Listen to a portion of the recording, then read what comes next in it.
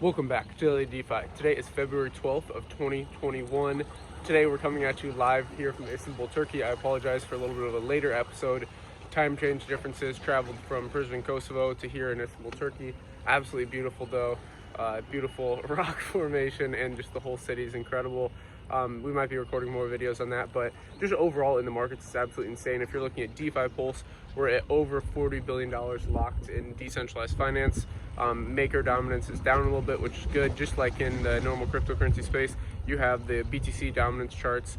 When those go down, it kind of leaves room for other altcoins to push up as the market caps go down a little bit, and kind of does a little bit of rebalancing. So that's what we've seen. Also, we're seeing YFI, Yearn Finance, do absolutely crazy. It keeps moving upwards slowly but steadily, even with a little bit of the FUD going around about them printing new tokens. But essentially, the reason Yearn Finance is valued so high is they have a very limited supply. And when they added more tokens for the developers, this caused some people to really drop the token, sell, but we've continued seeing it push up because these tokens won't be actually minted till many years down the road.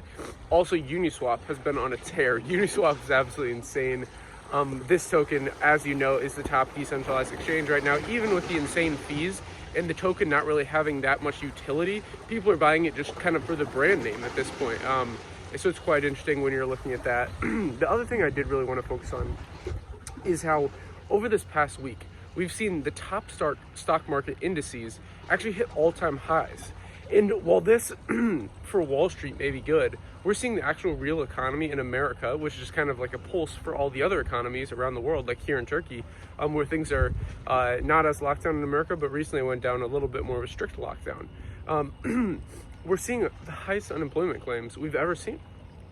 This is absolutely insane. It was like 70 million more Americans applied. It's insane times because we're seeing this disconnect from Wall Street and the real economy of America. So from the markets versus the actual like pulse of how people apologies for the wind, of how people are doing in America as far as just quality of life, employment status, income, all these different things, these key metrics of real Americans in the economy is going down, and this is not a good thing. We're seeing this happen while again the indices like the NASDAQ yesterday hit a new all-time high yet again. It's like, how are these things happening? And the answer is monetary stimulus. And when you look at this from a balanced perspective, it's like, okay, we're getting these stimulus packages in America, and this is having a butterfly effect. You know, it's kind of like the ripple effect all around the world because we're injecting massive monetary stimulus into the economy. What does that do?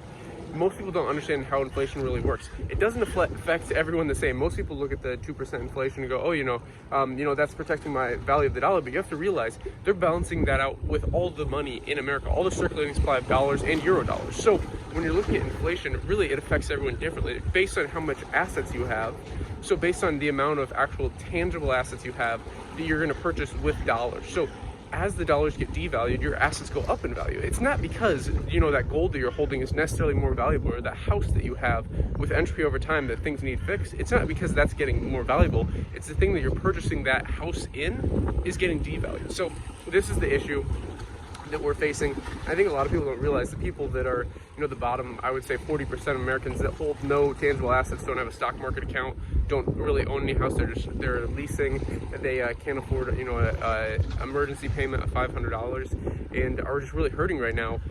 These $600 checks or this like unemployment boost is not helping anyone, because the issue here is that they're paycheck to paycheck, so they're spending these things, and even if they're getting paid the same, they're really it's getting worse over time because the dollar's getting devalued. So you really have to understand this and take this into account.